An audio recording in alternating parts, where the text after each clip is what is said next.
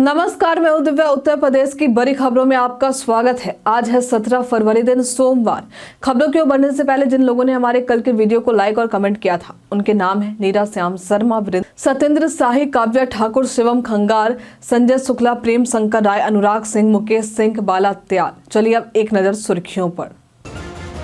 UP metro में अब pre wedding shoot और अन्य आयोजनों की बुकिंग।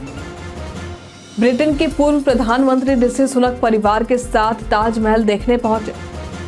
नई दिल्ली रेलवे स्टेशन पर भगदड़ के बाद प्रयागराज में बढ़ी सुरक्षा। अगर पुलिस काट ले गलत चालान तो जानिए कहां करे शिकायत। ऑस्ट्रेलिया के पूर्व कप्तान ने चैंपियंस ट्रॉफी में भारत को बताया सबसे बड़ा दावेदार। चलिए अब बढ़ते हैं अब तक की 25 बड़ी खबरों की ओर विस्तार से।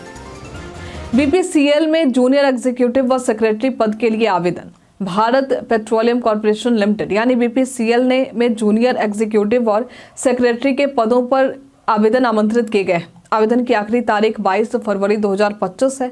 अधिकतम आयु सीमा 29 वर्ष है, जिसमें आरक्षित वर्ग को छूट दी गई है।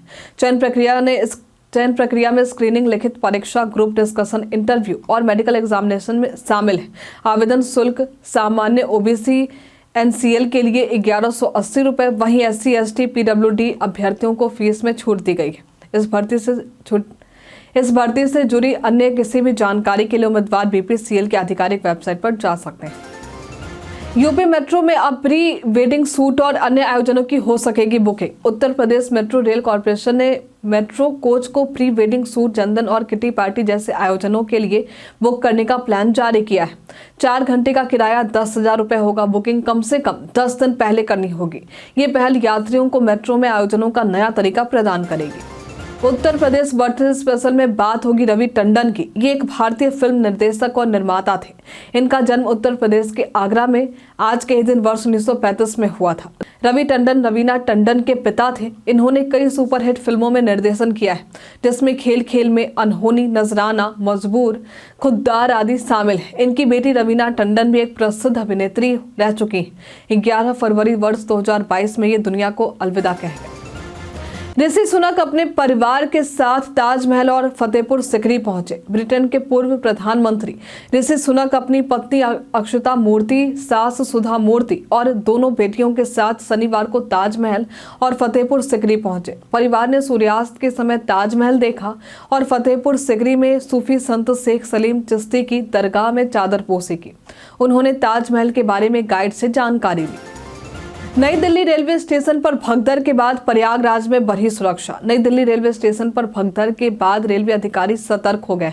मुरादाबाद डिवीजन के स्टेशनों से टिकट बिक्री पर निगरानी रखी जाएगी। सुरक्षा के लिए 26 फरवरी तक अतिरिक्त स्पेशल ट्रेनें और गश्त बढ़ाई जाएंगी। प्रयागराज और अन्य प्रमुख स्टेशनों पर भीड़ को नियंत्रित करने के लिए कदम उठाए जा रहे हैं। महाकुंभ में भीषण जाम, यातायात व्यवस्था पर असर। महाकुंभ के दौरान प्रयागराज में भीषण जाम की स्थिति उत्पन्न हो गई, खासकर सीमाओं पर, जहां वाहनों को रोकने से नवाबगंज, हाथीगढ़ और अन्य स्थानों पर ट्रैफिक जाम हो रहा है। लोग घंटों तक जाम में फंसे रहे। मेले के क्षेत्र में 2 दिन के लिए नो व्हीकल जोन लागू किया गया है। उत्तर प्रदेश में 24 फरवरी से शुरू हो रही बोर्ड परीक्षा के लिए 12 जिलों में अतिरिक्त पेपर्स सेट की व्यवस्था की गई है। ये सेट पुनः परीक्षा की स्थिति में प्रयोग किए जाएंगे। DIOS की देखरेख में ये पेपर सुरक्षा में स्ट्रांग रूम में रखे जाएंगे और संबंधित अधिकारियों द्वारा आवश्यकतानुसार वितरित किए जाएंगे। स्कूली विद्यार्थियों की अपार ID रजिस्ट्रेशन की धीमी है गति। प्रदेश में स्कूली विद्यार्थियों की automated permanent academic account registry यानी अपार ID बनाने का अभियान अपेक्षाकृत धीमा है। अब तक केवल 54.27% विद्यार्थियों की यहाँ अपार ID बनी है, जबकि 46.73% की बनानी बाकी है। विशेषकर निजी विद्यालय में इस प्रक्रिया में रुचि की कमी है, जिससे गति में कमी आई है। पुलिस द्वारा गलत चालान काटने पर यहां करे शिकायत। सड़कों पर वाहन चालकों के लिए बने नियमों का पालन करना अनिवार्य है, लेकिन कभी कभी ट्रैफिक पुलिस कर्मी बिना किसी गलती के चालान कर देते। ऐसे मामले में चालान भरने की जरूरत नहीं होती। आप अपनी शिकायत ऑनलाइन या ऑफलाइन दोनों तरीके से दर्ज करवा सकते हैं। इसके लिए आप कोर्ट में चुनौती दे सकते हैं, राज्य की ट्रैफिक पुलिस की वेबसाइट पर शिकायत कर सकते हैं या सोशल मीडिया पर @मोर्थ इंडिया या राज्य के ट्रैफिक पुलिस हैंडल को टैग कर सकते हैं। अगर ऑनलाइन समाधान नहीं मिलता है तो आप नजदीकी ट्रैफिक पुलिस थाने या SP ऑफिस में जाकर शिकायत दर्ज करवा सकते हैं। महाकुंभ के दौरान प्रयागराज रेलवे स्टेशनों पर भारी भीड़, सुरक्षा व्यवस्था कड़ी। महाकुंभ के दौरान प्रयागराज रेलवे स्टेशनों पर श्रद्धालुओं की बेकाबू भीड़ उमड़ रही है, जिससे यात्री रिजर्वेशन होने के बावजूद अपनी बोगी तक पहुंच नहीं पा रहे। दिल्ली में भगदड़ की घटना के बाद रेलवे प्रशासन ने अतिरिक्त सतर्कता बरतते हुए सुरक्षा व्यवस्था बढ़ा दी और कुछ स्टेशनों को बंद भी किया गया है। उत्तर प्रदेश में सरकारी संपत्तियों के अवैध वक्फ दर्ज करने वाले अधिकारियों की जांच। उत्तर प्रदेश सरकार ने उन अधिकारियों और कर्मचारियों की पहचान शुरू की जिन्होंने सरकारी संपत्तियों को अवैध रूप से वक्फ के नाम दर्ज किया। इस संबंध में जिलाधिकारियों से विस्तृत रिपोर्ट मांगी गई। हाईकोर्ट ने भी आदेश दिया है कि इन संपत्तियों को गलत कब्जे और संबंधित अधिकारियों पर कार्रवाई की जाए। यूपी पर्यटन में बात होगी नवाब वाजिद अली शाह प्राणी उद्यान की। ये एक चिड़ियाघर है जो उत्तर प्रदेश के लखनऊ में स्थित है। इसे प्रिंस ऑफ वेल्स प्राणी उद्यान के नाम से भी जानते हैं। इसका नामकरण अवध के आखिरी नवाब वाजिद अली शाह के नाम पर हुआ था। ये 71.6 एकड़ में फैला उत्तर प्रदेश का सबसे पुराना चिड़ियाघर है। यहाँ पर बच्चों के मनोरंजन के साथ साथ बड़े और युवाओं के मनोरंजन के भी कई साधन है। यदि आप कहीं घूमने की सोच रहे हैं तो इस प्राणी उद्यान को एक्सप्लोर कर सकते हैं। नए 4 लेन से बढ़ेगी बिहार यूपी की कनेक्टिविटी। बिहार और उत्तर प्रदेश के बीच नया 4 लेन नेशनल हाईवे बनने जा रहा है। ये हाईवे बिहार के बेतिया से यूपी के कुशीनगर तक 29.24 किलोमीटर लंबा होगा। केंद्र सरकार ने इस ग्रीनफील्ड NH के निर्माण प्रस्ताव को मंजूरी दे दी है और इस पर 32.94 करोड़ रुपए खर्च होंगे। इसके निर्माण के लिए मार्च में टेंडर जारी होगा और जून 2025 से काम शुरू हो जाएंगे। निर्माण कार्य 2029 तक पूरा होने का लक्ष्य है। रेलवे स्टेशनों पर अब मिलेंगे सस्ते रिटायरिंग रूम। भारतीय रेलवे ने यात्रियों के लिए एक नई सुविधा शुरू की, जिससे वे रेलवे स्टेशन पर ही सस्ते रिटायरिंग रूम बुक कर सकते हैं। इन रूम्स का किराया 100 से 700 रुपए तक होता है और इनमें होटल जैसी सुविधाएं उपलब्ध होती हैं, जैसे AC, बिस्तर और अन्य जरूरी चीजें। इन रूम्स को आप ऑनलाइन बुक कर सकते हैं। इसके लिए आपको IRCTC अकाउंट में लॉगिन करना होता है, फिर रिटायरिंग रूम का विकल्प चुनकर बुकिंग प्रक्रिया पूरी करनी होती है। प्रदेश में मौसम का मिजाज बदला, गर्मी बढ़ी। प्रदेश में 2 दिनों से चल रही तेज पछुआ हवा की गति शनिवार को धीमी पड़ी, जिससे तापमान में वृद्धि हुई। 19 फरवरी तक मौसम समान रहेगा, जबकि 20 और 21 फरवरी को तापमान में गिरावट और हल्की बारिश की संभावना है। प्रदेश में अधिकतम तापमान 30 से 32 डिग्री और न्यूनतम तापमान 22 से 24 डिग्री के करीब में देखने को मिलेगी।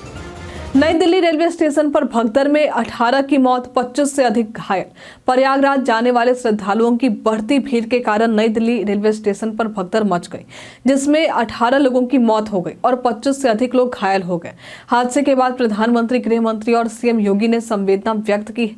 घायलों को इलाज के लिए अस्पतालों में भर्ती कराया गया। कानपुर में 30 किलोमीटर लंबी इनर रिंग रोड निर्माण की शुरुआत। कानपुर में 30 किलोमीटर लंबी गंगा लिंक एक्सप्रेसवे के निर्माण की प्रक्रिया तेज हो गई।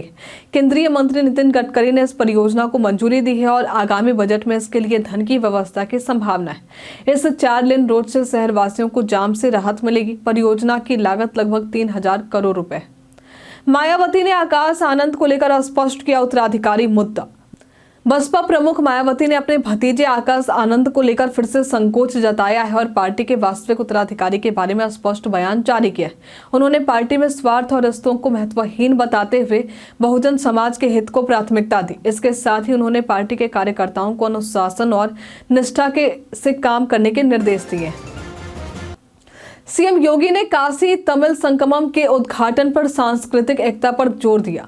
मुख्यमंत्री योगी आदित्यनाथ ने काशी तमिल संगमम के 3रे संस्करण का उद्घाटन करते हुए कहा कि ये आयोजन एक भारत श्रेष्ठ भारत की परिकल्पना को साकार कर रहा है। उन्होंने PM मोदी के नेतृत्व में संस्कृतियों को जोड़ने का उदाहरण काशी तमिल संगमम और महाकुंभ के माध्यम से दिया। केंद्रीय मंत्री धर्मेंद्र प्रधान ने भी सांस्कृतिक एकता की अहमियत पर बात की। योगी आदित्यनाथ ने काशी तमिल संगमम के उद्घाटन पर पार्टी के सर्वेक्षण किया। उत्तर प्रदेश के मुख्यमंत्री योगी आदित्यनाथ ने काशी तमिल संगमम के 3रे संस्करण के उद्घाटन पर वाराणसी के घाटों का दौरा किया और काशी विश्वनाथ मंदिर में पूजा अर्चना की। तमिलनाडु से 200 प्रतिनिधियों का दल विशेष ट्रेन से काशी पहुंचा। कांग्रेस नेताओं की महाकुंभ यात्रा और किसान न्याय यात्रा की शुरुआत। कांग्रेस नेता 19 फरवरी को प्रयागराज पहुंचकर महाकुंभ में स्नान करेंगे और भाजपा सरकार की नीतियों पर चर्चा करेंगे। राहुल गांधी और प्रियंका गांधी की भी यात्रा की संभावना है।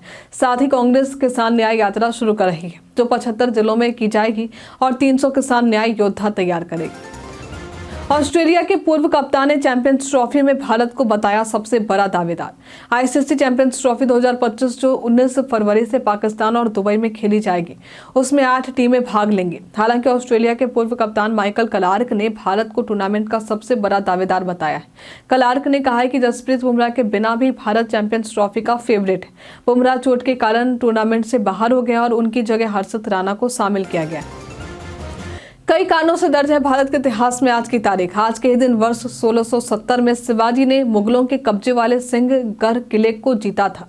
आज के ही दिन वर्ष 1915 में महात्मा गांधी ने पहली बार शांति निकेतन का दौरा किया था। आज के ही दिन वर्ष 1999 में भारतीय मूल की प्रीति बंसल न्यूयॉर्क प्रांत की सॉलिसिटर जनरल बनी थी। आज के ही दिन वर्ष 2007 में महिला उत्थान को समर्पित श्रीमती अरुणा वेन देसाई का गुजरात में निधन हुआ था। आज के ही दिन वर्ष 2009 में चुनाव योग के अंतिम चरण के मतदान समाप्त होने तक एग्जिट पोल के प्रसारण पर रोक लगा दी गई थी। मेटा ने भारत में 50,000 किलोमीटर लंबी अंडर सी केबल बिछाने की योजना प्रोजेक्ट वाटर वर्थ की घोषणा की है, जो भारत, अमेरिका और अन्य देशों को जोड़ेगी। इस परियोजना से भारत के डिजिटल इंफ्रास्ट्रक्चर में सुधार होगा और डिजिटल अर्थव्यवस्था को बढ़ावा मिलेगा। मेटा का कहना है कि ये परियोजना दुनिया की सबसे लंबी हाई कैपेसिटी और तकनीक रूप से एडवांस्ड अंडर सी केबल होगी। ये केबल इंटरनेट की स्पीड को तेज करेंगे और भारत को एक डिजिटल देश बनने में मदद करेगी। इस परियोजना में अरबों रुपयों का निवेश होगा और इससे इस साल शुरू किया जाएगा। केंद्र सरकार द्वारा वन विभाग में प्रतिनिधि भर्ती की जाने सच्चाई। सोशल मीडिया पर एक नियुक्ति पत्र जारी कर ये दावा किया जा रहा है कि केंद्र सरकार द्वारा वन विभाग में प्रतिनिधि की भर्ती की जा रही है, जिसके लिए वेतन 31,385 रुपए निर्धारित है और इच्छुक अभ्यर्थी को भर्ती के पूर्व 550 रुपए पंजीकरण शुल्क देने होंगे।